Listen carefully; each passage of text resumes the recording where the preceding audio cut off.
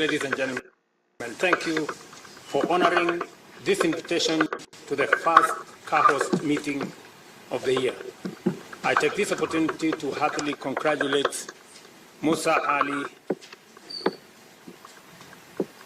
for his election as the new chairperson of the Africa Union Commission, and allow me to commend His Excellency Musa Faki, our outgoing chairperson, and His Excellency Joseka Saka, right here with us, Africa Union Commissioner for Agriculture, Rural Development, Blue Economy and Sustainable Development, for their exceptional leadership in Africa's climate agenda and strengthening this committee's work.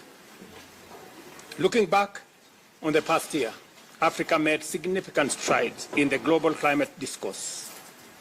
The Nairobi Leaders' Declaration adopted by the AU Assembly continues to guide Africa's engagement on climate change. At COP29, African leaders, ministers, and negotiators presented a united front on our key priorities. While the COP29 outcomes fell short of our expectations, particularly in setting a 1.3 trillion climate finance goal, multilateralism delivered some key wins. Notably, Africa's concerns over debt sustainability and the high cost of capital for climate action were acknowledged in the final decisions. COP29 also generated critical momentum through high-level events and strategic partnerships for African-led climate initiatives, including the Measuring the Green Wealth of Africa's event in Baku, led by the presidents of Republic of Congo and the African Development Bank, which emphasized the urgent need to properly value Africa's abundant natural capital. There was also the Africa Green Industrialization Initiative and Accelerated Partnership for Renewables in Africa, both of which seek to unlock Africa's renewable energy potential to drive industrial transformation.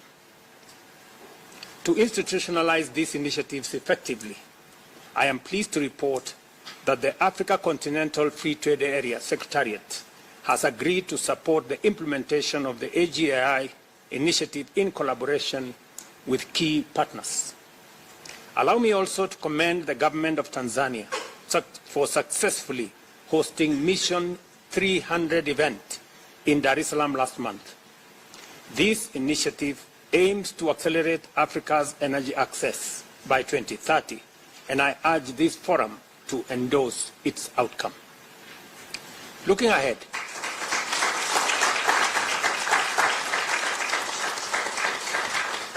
Looking ahead, 2025 presents both opportunities and challenges for Africa's climate action agenda. We must capitalize on the following key areas and moments. The second Africa Climate Summit. Following the AU Assembly's decision for a biannual summit, ACS, or Africa Climate Summit, will provide a critical platform to assess progress, show lessons, and strengthen collaboration. We will agree at this forum where we are going to hold the next Africa Climate Summit. If there is a country that is willing to host, it is okay with us. If there is none, Kenya will be happy to host the second Africa Climate Summit. The fourth International Conference on Financing, that's number 2, for development, presents a key opportunity to accelerate the implementation of the 2030 agenda, particularly in pushing for international financing reforms. Number 3, South Africa's G20 presidency, combined with the AU's G20 membership, offers a strategic opening to advance Africa's collective interests on climate finance and debt relief.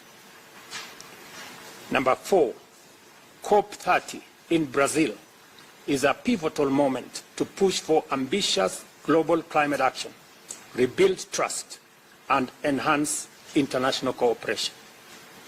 Number 5, the Baku-Belém Roadmap is a crucial initiative to mobilize the 1.3 trillion necessary for climate action particularly adaptation financing. Dear colleagues, we enter 2025 amid major geopolitical and economic shifts.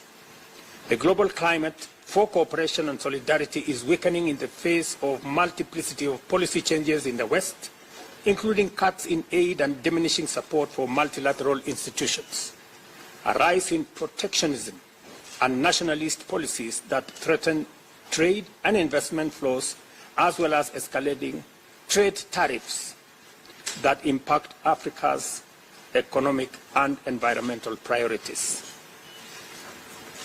The withdrawal of the United States from the Paris Agreement and the rise of far-right leadership in key economies could prove a major obstacle to climate cooperation and financing.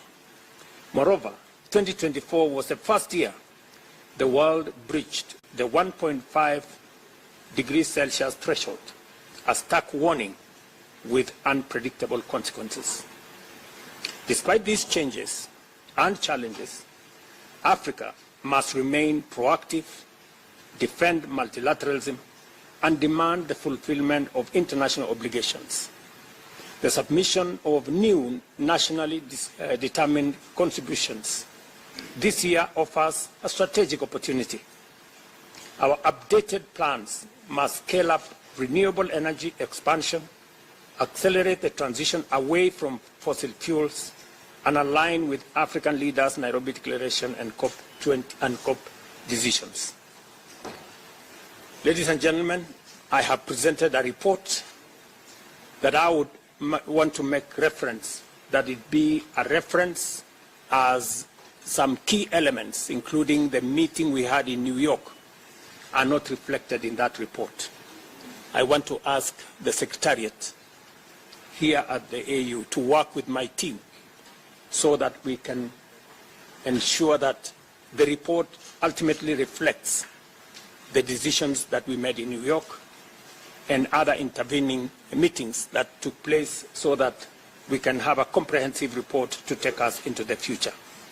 I encourage us all to build on our achievements, amplify our collective voice, and position Africa as a leader in global climate solutions. Ladies and gentlemen, with these remarks, I now invite us to move to the next level, which is, we can go and do now the picture. Minister, or do we want us to proceed slightly, or we are good?